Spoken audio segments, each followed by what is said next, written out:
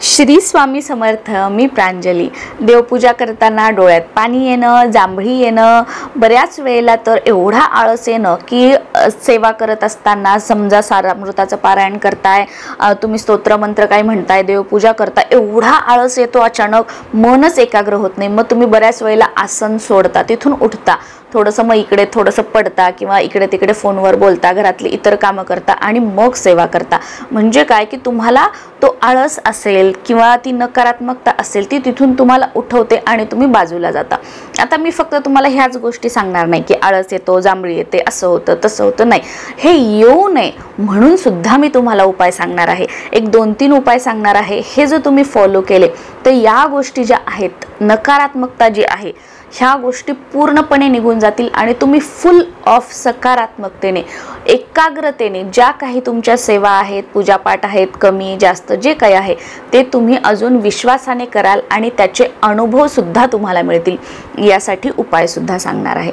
सगळ्यात अगोदर सेवा करणं, देवपूजा करणं म्हणजे काय की तुम्ही भगवंतासमोर बसता, महाराजांसमोर बसता, दिवा लावता, दिवा अगरबत्ती लावता. म्हणजे काय की अग्निदेवतेच्या साक्षीने जे काही कार्य असेल ते तुम्ही करत असता. म्हणजे अग्निदेव जे आहेत ते तिथे साक्षीला आहेत. म्हणजे काय, जो दिवा आहे तो तिथे साक्षीला आहे. आसन वगैरे घेऊन तुम्ही बसलेले आहात आणि तुम्ही सारामृताचं पारायण करताय किंवा देवपूजा करताय किंवा तुम्ही रोजचा आपला 11 माळी जो जप असेल तो करताय, तुम्ही तारक मंत्र वाचताय, जे काही आहे तुम्ही ते करताय. ते हे करत असताना तुम्ही महाराजांच्या फोटोकडे बघताय, मूर्तीकडे बघताय किंवा तुमच्याकडे फोटो मूर्ती नसेल, देवघरामध्ये ज्या मूर्ती फोटो आहेत त्याकडे तुम्ही बघताय. म्हणजे काय की तुम्ही महाराजांशी एकरूप होणं बघताय, एकाग्रतेने सेवा करू पाहताय. तुम्ही महाराजांशी अगदी एकरूप, तुमच्या मनातून तुमचं जे काही दुःख वगैरे असेल ते तुम्ही महाराजांना सांगताय, महाराजांशी बोलताय. वरून जो आहे तुमचा नामजप श्री स्वामी समर्थ असेल किंवा जे काही तुम्ही पूजापाठ स्तोत्र मंत्र करताय हात जोडून ते तुमचं चालू आहे. मनामध्ये तुमचं दुःख तुम्ही महाराजांना सांगता की महाराज असं तसं हे दूर करा आणि तोंडावरून त्यांचं नामस्मरण तोंडातून जे आहे ते सुरू आहे. म्हणजे काय की तुम्ही स्वामींशी एकरूप होत आहात, तुम्ही एकाग्र होत आहात. जे मी तुम्हाला म्हणते ना बघा की स्वामींशी कनेक्ट होणं, जेव्हा आपण त्यांच्याशी कनेक्ट होतो, जेव्हा आपण अंतकरणापासून हाक मारत असतो. हाक मारणं म्हणजे काय, जे स्तोत्र मंत्र जे असेल ते अंतकरणापासून आपण म्हणतोय आणि त्याच्या एक बॅकग्राऊंडला आपलं दुःख सुद्धा, म्हणजे आपण बोलत नाही, आपण तर स्तोत्र मंत्र बोलतोय पण आतून जे आपले इमोशन्स आहेत ते दुःख सुद्धा महाराजांना सांगत आहे, आपला आत्मा सांगत आहे. म्हणजे काय की आपण महाराजांशी एकरूप झालेलो आहोत आणि ज्या वेळेला आपण महाराजांशी असं एकरूप झालेलो असतो तर त्यावेळेला आपण महाराजांशी कनेक्ट झालेलो असतो आणि हीच ती वेळ असते जी महाराजांजवळ तुम्हाला काही मागायचं आहे, जे महाराजांजवळ तुम्हाला काही बोलायचं आहे. म्हणजे काय की तुम्ही स्वामींशी एकरूप झाला आहात, स्वामी तुमच्या समोर आहेत, तुमच्या सेवेचा ते स्वीकार करत आहेत, म्हणून तुमच्या डोळ्यामध्ये पाणी येत आहे. आता देवपूजा करताना डोळ्यामध्ये पाणी येतं, बऱ्याच कमेंट आहेत, ताई माझ्या डोळ्यामध्ये पाणी येतं, ताई माझ्या डोळ्यामध्ये पाणी येतं. अहो ते चांगलं आहे, तुम्ही महाराजांशी एकरूप झालेले आहात, कनेक्ट झालेले आहात आणि हीच तर कनेक्टिव्हिटी पाहिजे असते की महाराजांची कृपा आपल्यावर होण्यासाठी, महाराजांपर्यंत तुमची जी काही गोष्ट आहे ती पोचवण्यासाठी. आता असं काही नाही की ड्रामा, चला आता ताईंनी असं सांगितलंय देवपूजा करायला, उगीच आतून काहीतरी दुःखाच्या गोष्टी आठवल्या डोळ्यात पाणी आणलं, नाही.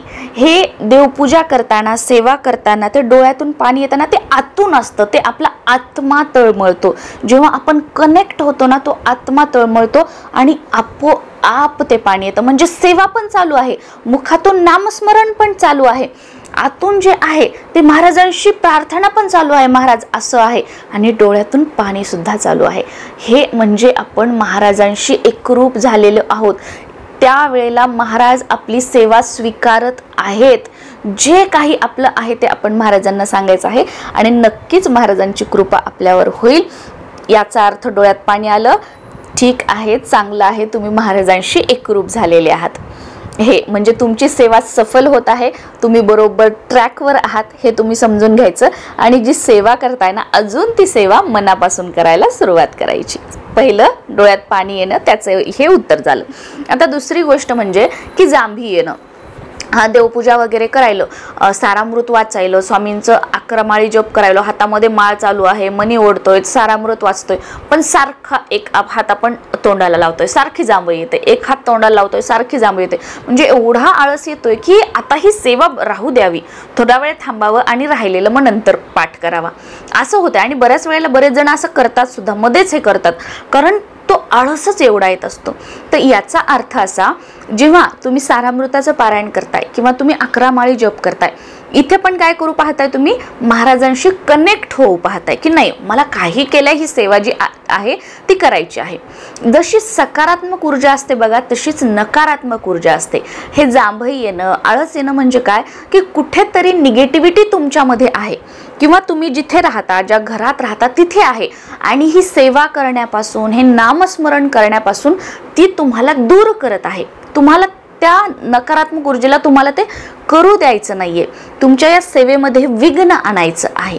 तर अशा वेळेला तुम्ही समजून घ्यायचं, कितीही जरी आळस आला, कितीही जरी जांभळ्या आल्या, तुमचा जो काही पाठ असेल, समजा तुमचा 5 माळी जप झाला आणि बाकी तुमचा 6 माळी राहिला आहे, तुमचे 15 अध्याय पूर्ण झाले, बाकीचे राहिलेले आहेत, तर तुम्ही काय करायचं, ठीक आहे जांभई येऊ दे, कितीही आळस येऊ दे, पण माझा जो पाठ आहे, माझी जी सेवा आहे ती कंप्लीट करूनच मी उठणार आहे.